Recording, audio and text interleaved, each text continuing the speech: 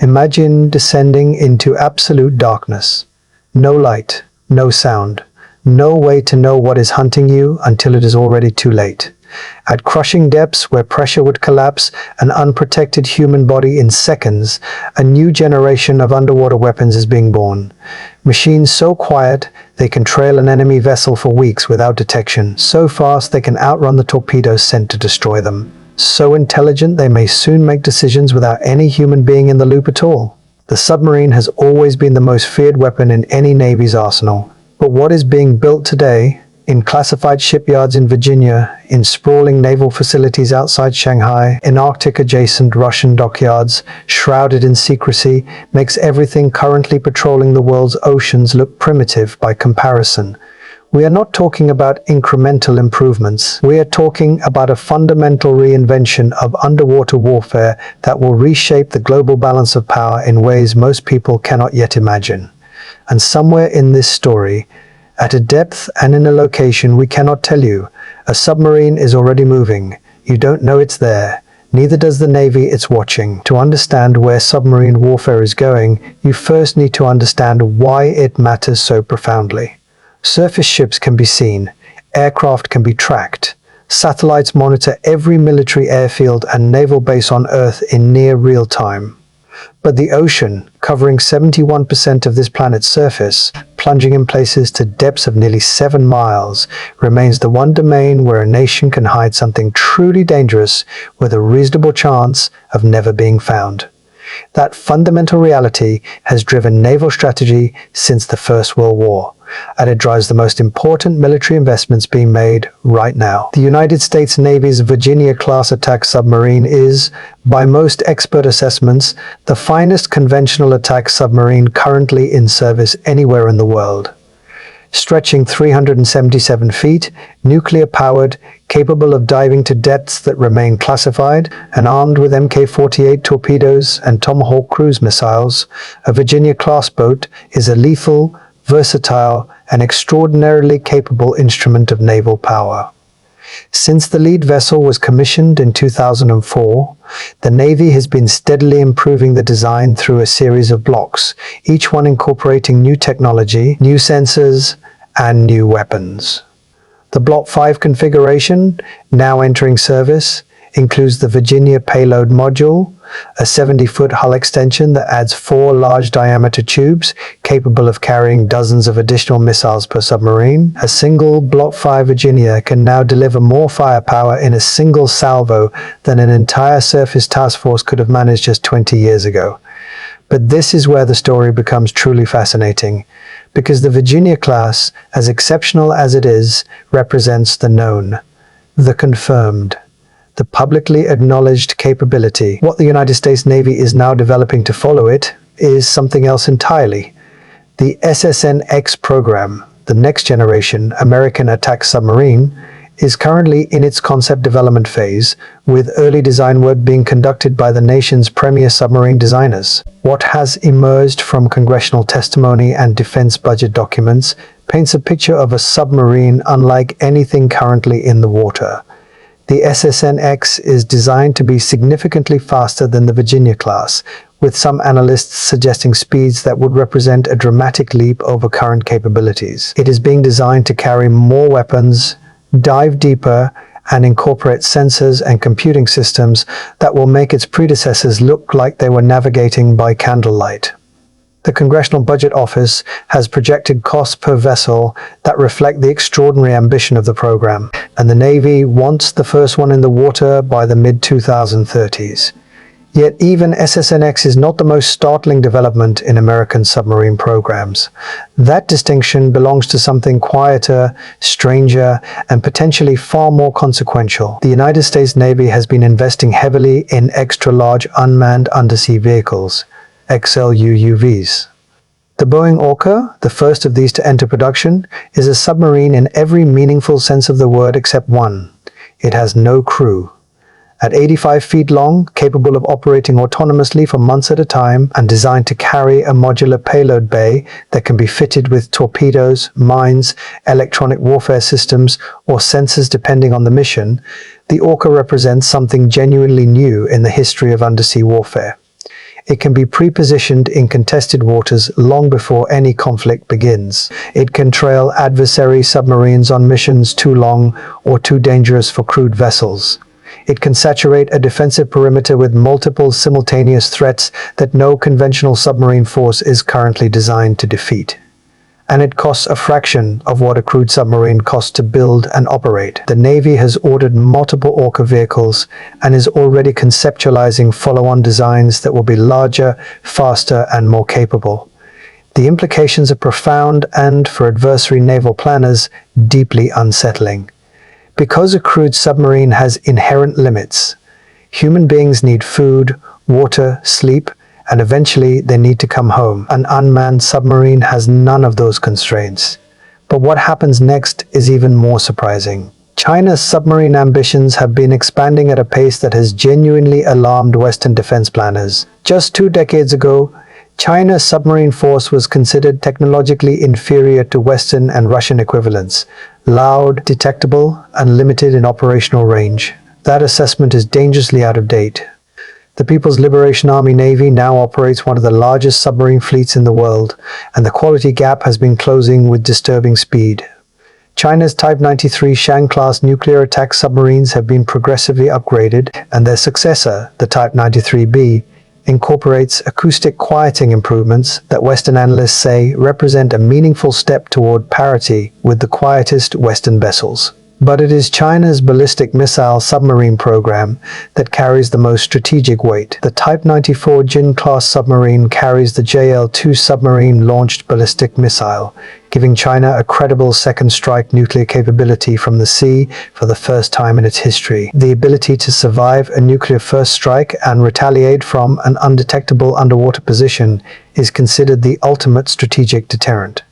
China having it changes the nuclear calculus in the Pacific in fundamental ways. And China is not stopping at the Type 94. The Type 96, believed to be under development, is expected to carry the longer-range JL-3 missile and incorporate significantly improved stealth characteristics. When it enters service, and defense analysts broadly agree it will, China's undersea nuclear deterrent will be capable of holding targets across the entire continental United States at risk from patrol areas far closer to Chinese home waters. Yet military analysts believe this may only be the beginning. Russia's submarine force occupies a unique and deeply concerning position in this picture.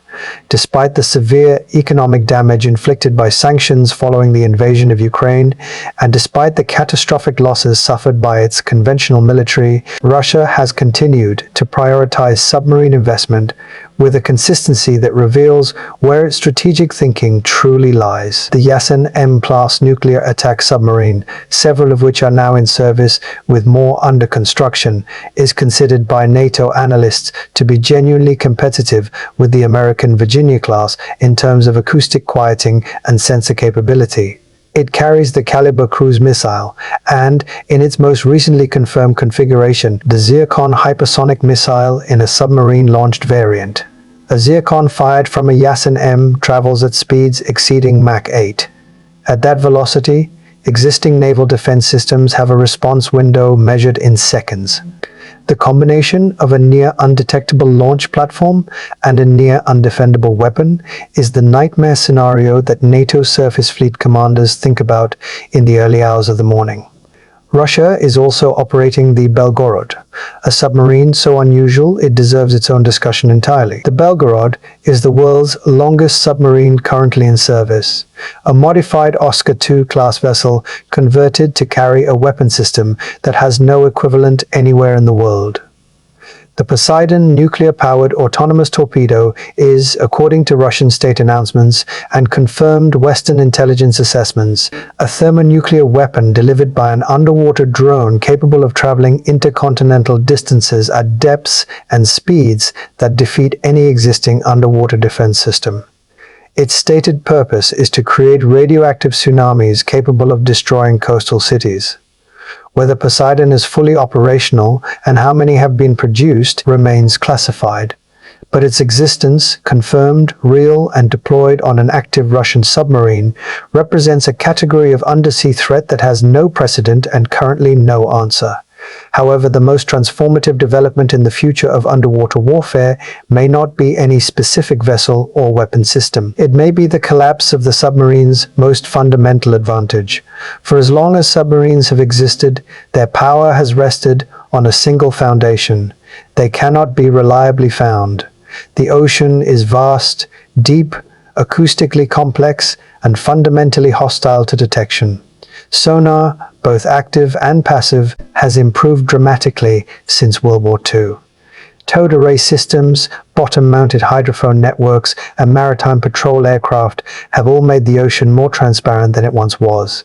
But submarines have kept pace, growing quieter with each generation. The hide-and-seek game has continued for over a century, with neither side achieving decisive advantage. What may be about to change that equation is a convergence of technologies that individually seem modest, but together represent something revolutionary. Distributed networks of unmanned underwater sensors, essentially a permanent, continent-spanning sonar grid, are being developed and in some cases already deployed by the United States and its allies. Low-frequency active sonar systems mounted on unmanned surface vessels can search vast ocean areas without putting a crew at risk. Quantum sensing technology, still largely in the research phase but advancing rapidly, theoretically offers the ability to detect the minute gravitational and magnetic disturbances created by a large metal object moving through water, disturbances that no amount of acoustic quieting can eliminate because they are not acoustic. They are physical. They are the unavoidable consequence of existing. If quantum underwater detection technology matures, and this remains a significant if, a genuine frontier where expert opinion ranges from cautious optimism to deep skepticism, it could represent the single most disruptive development in military history since the invention of radar. Because radar ended the era of the invisible surface ship, quantum detection could end the era of the invisible submarine. And if submarines can be found, the entire strategic architecture built around undersea deterrence, including the nuclear second strike capability of every major power, becomes suddenly, terrifyingly vulnerable. And the final development could completely change everything, because the nations building the next generation of submarines are not merely trying to make better versions of what exists, they are trying to solve this detection problem before their adversaries can exploit it. Every major submarine program currently underway incorporates anti-detection research as a central design priority. Hull coatings that absorb sonar energy rather than reflect it. Propulsion systems that generate lower magnetic signatures. Operational patterns designed to exploit the natural acoustic complexity of specific ocean environments. And, most significantly, the integration of artificial intelligence into submarine operations. AI systems that can analyze the underwater environment in real time, predict detection threats, identify optimal evasion routes, and recommend tactical decisions faster than any human crew. The submarine of 2035 will not simply be faster or deeper or more heavily armed than its predecessors. It will be smarter. It will know more about the ocean around it than any previous underwater vessel in history. It will process sensor data at speeds no human mind can match, and in the scenarios that matter most, the ones where seconds determine survival, it may act before its commander has finished forming the thought. We are entering an era in undersea warfare that has no historical parallel. The technologies converging in the world's submarine programs today, autonomous operation, artificial intelligence, hypersonic weapons, quantum sensing, unmanned vehicles operating in coordinated swarms, are not refinements of existing capability. They are the building blocks of something fundamentally different, something that the strategic doctrines, the naval treaties, and the crisis management frameworks built over the last 70 years were not designed to handle. The ocean has always kept its secrets. For most of human history, what moved in its depths was invisible to those on the surface. That invisibility has been the foundation of deterrence, of strategic stability, of the uneasy balance that has prevented great power conflict for 8 decades. What is being built today will test that foundation in ways we cannot fully predict. So here is the question that every naval strategist, every arms control expert, and every government responsible for the safety of its people must now confront. In a world where submarines can potentially be found, where autonomous underwater weapons can strike without warning, where artificial intelligence makes decisions at machine speed in the darkest and most inaccessible places on Earth. Who controls what happens next? And more urgently, does anyone? The answer is being written right now, in the deep,